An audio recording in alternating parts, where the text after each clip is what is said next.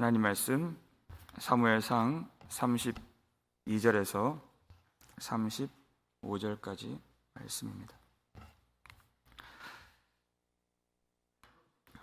사무엘상 15장 32절에서 마지막 절까지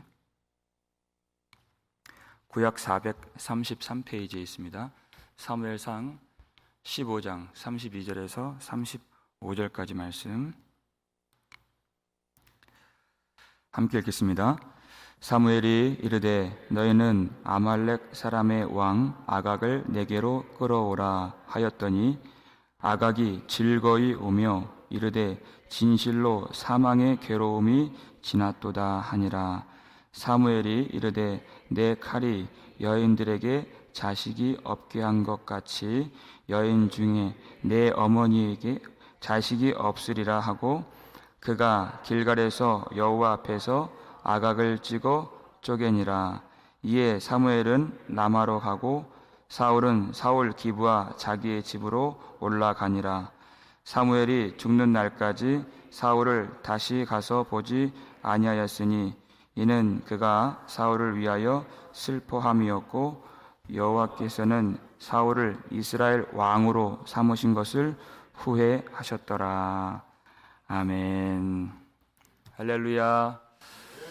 반갑습니다. 비가 내리는데 참 반가운 비입니다. 우리 마음에도 하나님 은혜의 비를 내려주셔서 우리 마음을 깨끗하게 씻어주시는 그런 이 아침이 되기를 주의 이름으로 축원합니다. 사울이 끝까지 사무엘의 옷자락을 붙잡고 나와 함께 백성들에게 돌아가서 여호와께 경배하게 하소서 그랬습니다. 근데 그것은 진정한 예배가 아니었죠. 사무엘을 대동해서 자기를 좀 높여주고 자기 체면을 좀 살려달라고 그렇게 요구를 했던 것입니다. 자기 영혼 죽는 건 모르고 체면 살게 해달라고 하는 그런 거짓된 예배였습니다. 그런데 사무엘이 31절 보니까요, 이에 사무엘이 돌이켜 사울을 따라가매 그래요. 사울을 따라갑니다. 왜 따라갔느냐? 그 뒤에 보니까요, 사울이 여호와께 경배하니라 그랬어요. 성경 기자는 의도적으로 경배를 드리는 주체가 사울이다. 그 안에 사무엘이 들어가 있지 않은 것입니다. 사무엘이 왜 갔느냐? 그것은 사울이 드리는 형식적이고 거짓된 예배에 시녀가 되기 위해서 간 것이 아니라 여호와 앞에서 그리고 백성들 앞에서 해야 할 일이 있었기 때문에 사무엘이 간 것입니다. 그 일이 무엇이냐? 오늘 본문이죠. 32절 말씀 읽겠습니다. 사무엘이 이르되 너희는 아말렉 사람의 왕 아각을 내게로 끌어오라 하였더니 아각이 즐거이 오며 이르되 진실로 사망의 괴로움이 지났도다 하니라. 아멘. 아말렉 왕 아각을 끌어오라 그런 것입니다. 아각은 사울이 하나님께 명령받아서 죽였어야 했던 그런 사람이죠. 다른 백성들은 진멸했습니다. 근데 아각은 살려두었죠. 그러니까 아각은 다른 백성들이 죽는 것을 보았습니다. 그리고 두려움에 떨고 있었을 것입니다. 그런데 사무엘이 그를 부르는 것이에요. 그러니까 그의 마음이 어때요? 아각이 즐거이 오며 하는 말이 진실로 사망의 괴로움이 지났도다. 아각이 왜 즐거운 마음으로 왔을까요? 누가 부르느냐에 따라서 그것이 달라지는 것이에요. 만약 왕이 자기를 불렀다면 이건 죽는 것이다. 왜? 백성들이 죽는 것을 보았기 때문에. 근데 사무엘은 선지자요 제사장입니다. 하나님의 사람이에요. 그러니까 마음이 즐거운 것이에요. 무슨 생각을 갖고 있는 것이에요? 아니, 선지자가 설령 나를 죽이기야 하겠어? 왕이 부른다면야 나는 죽는 것이지만 하나님의 사람이 나를 부르는 것은 나를 풀어주고 용서하고 나를 살려주려고 부르는 것일 거야 하고서 마음이 즐거운 것이에요. 이것이 많은 사람들이 하나님에 대한 오해입니다. 하나님은 언제나 긍휼을 베푸시고 언제나 용서하시고 언제나 사랑만 베푸시는 그런 분으로 착각을 하고 있는 것이에요. 하나님이 누구에게 긍휼을 베푸십니까? 하나님의 사람들에게만 긍휼을 베푸시는 것이에요. 하나님의 사랑이 변함이 없습니다. 변개치 않습니다. 그런데 그 사람이 누구이냐에 따라서 달라지는 것이에요. 그 말씀이 시편 18편 25절 26절입니다. 읽겠습니다. 자비로운 자에게는 주의 자비로우심을 나타내시며 완전한 자에게는 주의 완전하심을 보이시며 깨끗한 자에게는 주의 깨끗하심을 보이시며 사악한 자에게는 주의 거스르심을 보이시리니. 아멘. 자비로운 자에게는 주님의 자비로우심을 나타내시며 그랬습니다.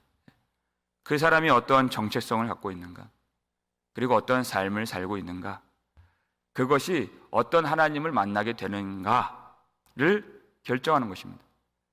여러분, 사람이 자비롭게 산다는 것은 그 사람이 갖고 있는 성품으로 사는 것이 아닙니다.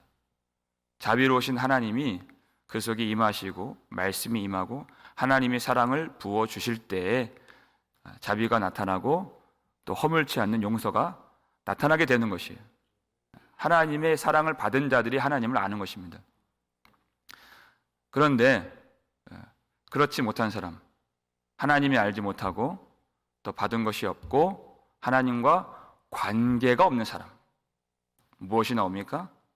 세상이 나오고 사악함이 나오는 것이. 그런 사람들은 결국 하나님의 거스르심을, 그 죄를 심판하시는 공의로운 재판장을 만나게 된다 하는 것입니다. 사람들이 알지 못하는, 사람들이 언제나 누구에게나 항상 용서만 베푸시는 그런 하나님을 알고 있기 때문에 죄를 안 버리는 것입니다. 근데 지금 사무엘이 나타나서 하나님의 공의로우심을 나타내고 있는 것이에요. 그래서 지금 아말렉의 죄를 사무엘을 통해서 단죄하시고 하나님께서 그 아말렉을 진멸하시겠다고 하시는 그 뜻을 사무엘이 지금 이루고 있는 것입니다. 33절 말씀이죠. 읽겠습니다. 사무엘이 이르되 내 칼이 여인들에게 자식이 없게 한 것 같이 여인 중 내 어미에게 자식이 없으리라 하고 그가 길갈에서 여호와 앞에서 아각을 찍어 쪼개니라. 아멘. 이 일은 누가 했어야 됐습니까? 사울이 했어야 했던 그 일이에요. 근데 사울이 실패했습니다. 사울이 말씀을 버렸기 때문에 할 수가 없는 것이에요. 불순종하기 때문에 하나님의 뜻을 이룰 수가 없는 것입니다. 아각을 왜 진멸하라고 하셨는가? 여기에 죄가 나와요. 18절에도 아말렉은 다 죄인이라고 그랬어요. 내 칼이 여인들에게 자식이 없게 한 것 같이 그랬어요. 아각과 아말렉 백성들이 이스라엘 백성들의 아들들을 죽이고 이스라엘 백성들의 어미들로 하여금 자식을 잃게 만든 그 피 흘리게 한 죄가 명백하게 있었기 때문에 하나님이 진멸을 명하셨던 것입니다. 그래서 그대로 아각이 행했던 그대로 사무엘을 통해서 찍어 쪼개니라 한 것이에요. 이것이 율법입니다. 율법에 보면 동해보복법이 있죠. 그 사람의 행한 대로 그대로 돌려주는 법이 있어요. 출애굽기 21장 24절 25절 읽겠습니다. 눈은 눈으로, 이는 이로, 손은 손으로, 발은 발로, 된 것은 된 것으로, 상하게 한 것은 상함으로, 때린 것은 때림으로 갚을지니라. 아멘. 이것이 율법입니다. 동해보복법. 눈으로 상함을 받은 일이 있다면 그 가해자에게 그대로 그 눈으로 갚는 거예요. 그래야 죄를 깨달을 수 있어요.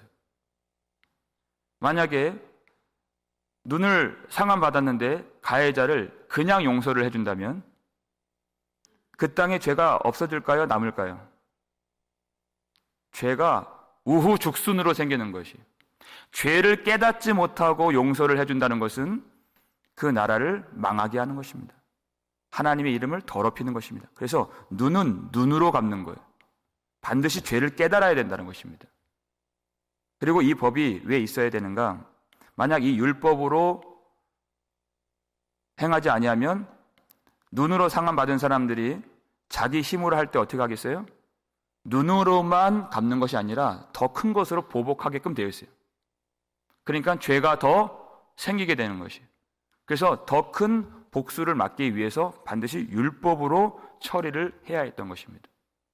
하나님이 율법을 주신 이유는 뭐냐면 죄를 깨닫게 하고 그 다음에 죄를 없애게 하시기 위해서, 없이 하시기 위해서 이 율법을 주신 것이에요.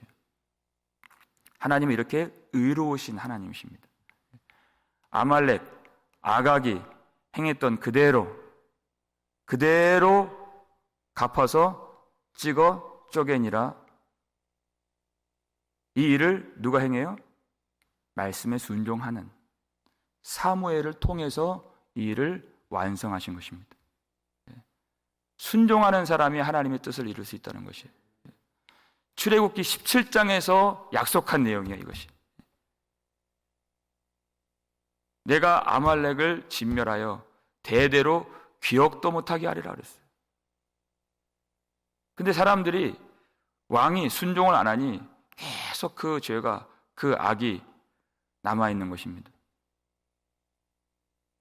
사울이 아각을 남겼다는 것은 그것을 아꼈다는 것입니다. 사랑했다는 것이 그 죄와 묶였다는 것입니다. 순종의 아들만이 이 일을, 하나님의 뜻을 이룰 수 있는 것입니다. 그것이 사무엘이었어요. 하나님은 그 죄를 갚으시는 하나님이시다. 그 행한 대로 이스라엘 백성들의 어미들에게서 자식을 없게 한 것 같이 그랬어요. 그것 같이 그 행함대로 행위를 따라서 갚으시는 하나님이시다. 요한계시록 20장 12절 말씀이죠. 읽겠습니다. 또 내가 보니 죽은 자들이 큰 자나 작은 자나 그 보좌 앞에 서 있는데 책들이 펴 있고 또 다른 책이 펴졌으니 곧 생명책이라.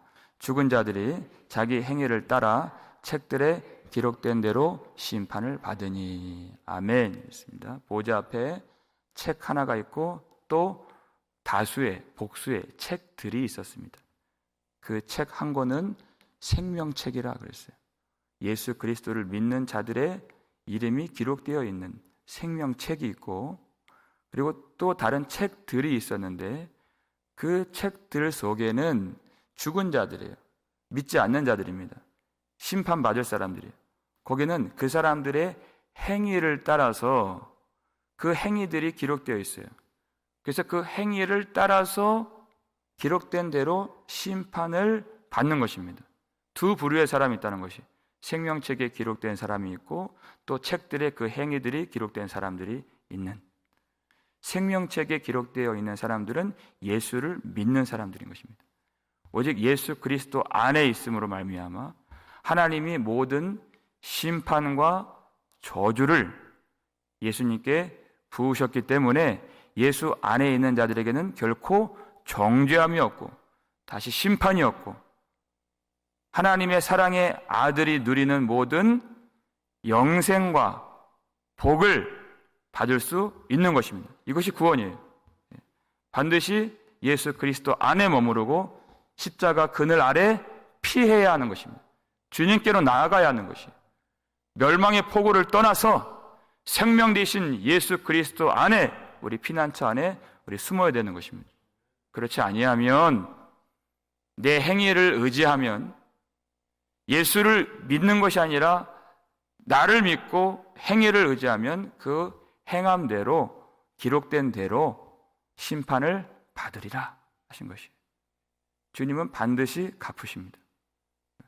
예수님께 갚아진 부으신 그 심판을 믿고 십자가를 믿고 예수를 의지하면 우리는 예수 그리스도와 함께 묶여서 예수님 영광 받으실 때 우리도 영광 안에 머물러 영생을 누리는 것입니다. 주님께 나아가시기를 주의 이름을 축원합니다. 여러분, 이 사무엘이 아각을 찔러 쪼개는 이 일은 사울에게 주는 메시지입니다. 사울이 말씀 순종에 실패했고 하나님은 반드시 갚으신다. 하나님의 의로우심이 이 일을 통해서 나타난 것입니다. 그 일은 사울이 했어야 될 그런 일이었지만 사울은 불순종했습니다. 이 일을 마치고 나서 두 사람이 각자 집으로 돌아가게 돼요. 34절을 볼까요? 읽겠습니다. 이에 사무엘은 라마로 가고 사울은 사울 기브와 자기의 집으로 올라가니라 그랬어요. 여러분, 각자 집으로 갔다. 무슨 뜻일까요? 둘이 결별했다는 것입니다. 이제 찢어지고 관계가 끊어지게 되었다. 그 뜻이에요. 여러분, 처음에 사울이 자기 아버지 기스의 그 암나기들을 찾을 때 이 선지자를 만나려고 우회하게 되죠. 이 사무엘을 어떻게 만나느냐, 이 성경 기자가 참 그 장면을 아름답게 기록을 해놨어요. 우물에서 물 기르러 나오는 그 여인들에게서 이 사무엘이 어디 있는가를 듣죠. 성경에 나오는 우물은 신랑과 신부가 만나는 장소예요. 그러니까 이제 앞으로 왕이 될 이 사울과 하나님의 말씀을 담은 이 선지자는 신랑과 신부와 같이 항상 연합하여서 한마음이 되어서 하나님을 섬길 때에 그때 하나님이 승리를 주시고 그때 하나님이 형통 주시고 그때 하나님이 영생을 주시는 은혜를 사울이 누릴 수 있었다는 것입니다. 그런데 이제는 이혼한 부부같이 각자 집으로 돌아가게 되는 것이에요. 그 관계가 찢어지게 되었다. 그것은 사울이 하나님과 결별하게 되었다. 그것을 말하는 것입니다. 마지막 절 35절이죠. 읽겠습니다. 사무엘이 죽는 날까지 사울을 다시 가서 보지 아니하였으니 이는 그가 사울을 위하여 슬퍼함이었고 여호와께서는 사울을 이스라엘 왕으로 삼으신 것을 후회하셨더라. 아멘. 사무엘이 죽는 날까지 그랬어요. 사울을 다시 가서 보지 아니하였으니. 사무엘이 하나님의 말씀을 가지고 사울을 만나는 일은 다시 있지 않았다. 그 뜻이에요. 그러니까 사무엘의 얼굴을 못 보았다. 그 뜻이 아니라 무엇이 끊어진 것입니까? 말씀이 끊어진 것이에요. 더 이상 사울은 하나님의 말씀을 받을 수가 없는 그런 상태에 이르게 된 것입니다. 왜 그렇습니까? 몇 번 반복했죠? 왕이 여호와의 말씀을 버렸으므로. 왕이 여호와의 말씀을 버렸으므로. 여호와의 말씀이 그 안에 담기지 않아요. 여호와의 말씀이 담기지 않으니까 뭐가 안 돼요? 회개가 안 되는 것입니다. 말씀을 주면 쏟아붓고 말씀을 주면 쏟아붓고 자기 판단, 자기 생각 앞서서 행하는. 그러면 하나님이 그 말씀을 거두어 가십니다. 촛대를 옮기신다 그랬어요. 하나님은 무한정 주시지 않으십니다. 그렇게 만홀히 여기고 경홀히 여기고 가치 없게 여기는 사람들에게는 더 이상 주지 않으십니다. 그때는 하나님이 아세요. 말씀이 끊어진 것이에요. 말씀이 끊어졌다는 것은 생명이 끊쳐졌다는 것입니다. 살았다 하는 이름은 있으나 죽은 자로다. 그것이 사울이에요. 아직 왕으로 있는 것 같지만 하나님 보실 때에는 왕이 아닙니다. 살아있는 자가 아닙니다. 이것이 얼마나 심각한 문제예요? 그런데 그 일을 누가 슬퍼합니까? 자기 당사자가 아니에요. 사무엘이 슬퍼하여 그랬어요. 이것이 얼마나 심각한 일인지 사울은 깨닫지 못하고 있습니다. 정작 본인이 슬퍼해야 될 일인데, 본인이 가슴을 쳐야 될 일인데, 마치 누가 연상돼요? 찔러 쪼개받았던 아각처럼 즐거이 나오고 태평한 모습처럼 사울은 전혀 깨닫지 못하고 있어요. 여호와께서도 사울을 왕으로 삼으신 것을 후회하셨다라고 그랬어요. 사무엘이 갖고 있는 그 슬픔은 그가 갖고 있는 본성적 슬픔이 아닙니다. 하나님이 부어주신 것이에요. 하나님의 마음이 임한 것입니다. 그래서 슬퍼한 것이 하나님 앞에서. 하나님의 후회는 사람의 후회와 다르다고 했죠. 그 사람의 죄 때문에 하나님이 고통하시고 슬퍼하시는 것이 하나님의 후회예요. 그 마음을 고스란히 사무엘이 받아서 지금 아파하고 있는 것입니다. 정작 자신은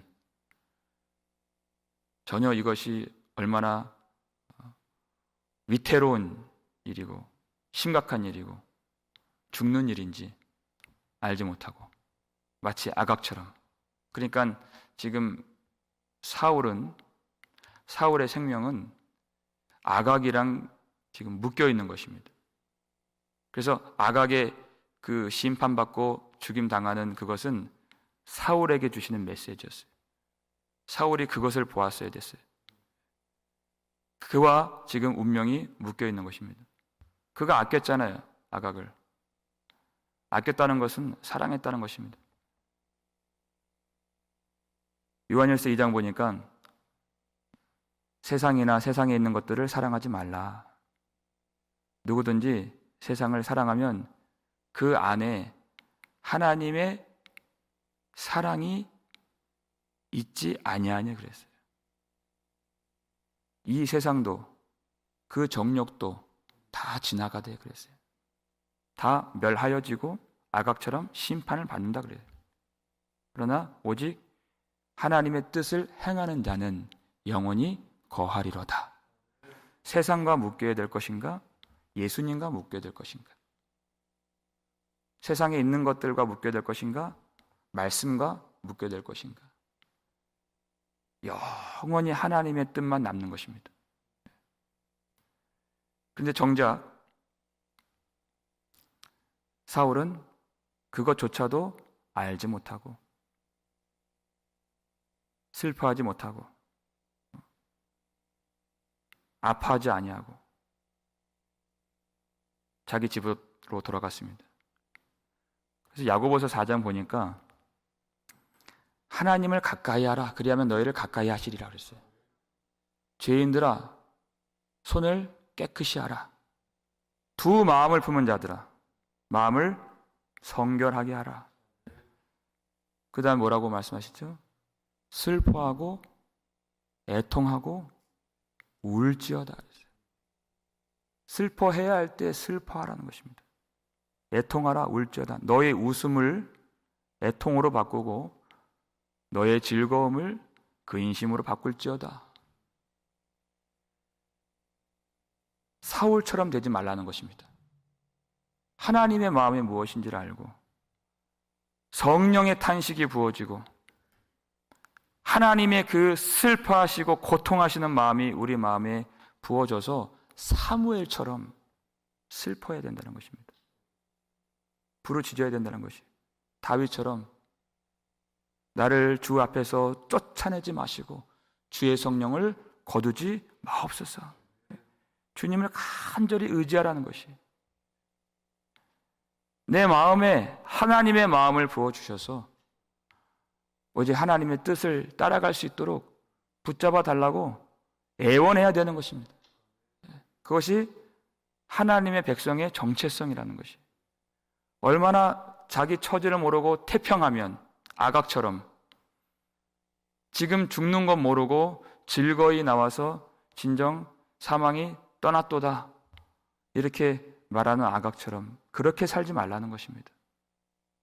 하나님이 지금 어떠한 생각을 갖고 계시며 어떤 계획을 갖고 계시며 또 우리는 그 하나님 앞에 어떻게 기도를 해야 되고 부르짖어야 될지 그 하나님의 마음을 알아야 한다는 것입니다.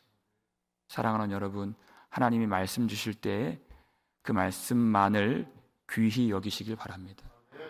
말씀을 사랑하고 귀히 여기는 자들에게 더 주십니다. 그리고 주님을 사랑하여서 그 말씀만 순종하시기를 주의 이름으로 축원합니다. 그러면 구원의 즐거움을 우리에게 다시 회복시켜 주실 줄 믿습니다.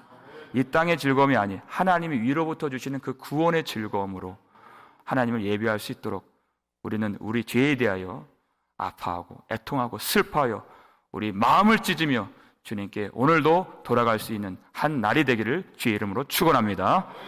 아버지 하나님 감사를 드립니다. 오늘도 주의 말씀으로 우리를 가르쳐 주시고 사울처럼 살지 아니하고 말씀의 사람 하나님의 마음에 합한 자로서 살아갈 수 있도록 이 말씀으로 우리를 가르쳐 주시니 참으로 감사드립니다. 하나님 아버지 내 눈으로 나의 형편을 보지 않도록 도와주시고 우리 사무엘처럼 하나님의 마음을 알며 하나님의 생각이 우리에게 부어지고 성령의 탄식이 우리 속에 있어서 우리 기도를 도와주시는 이 아침이 되게 하여 주시옵소서.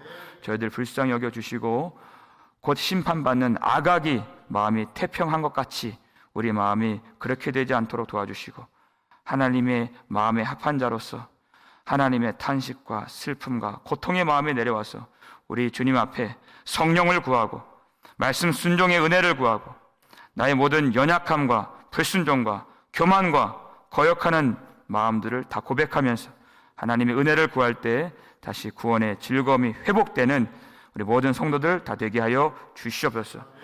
이 세상의 흔들림으로 우리가 흔들리지 않도록 도와주시고 내가 어떤 행위를 한다고 하여서 내 마음이 교만해지지 않도록 도와주시고 끝까지 내가 잘한 일이 있어도 예수 그리스도를 의지하며 내가 예배를 드리면서도 온전히 십자가를 붙들고 겸손한 마음으로 낮아질 수 있도록 도와주시옵소서. 그래서 그 믿음으로 모든 질병, 고통, 가난, 환난 이기며 세상을 이길 수 있도록 축복하여 주시옵소서. 감사를 드렸고 우리를 구속해 주신 예수 그리스도의 이름으로 축복하며 기도 올렸나이다. 아멘.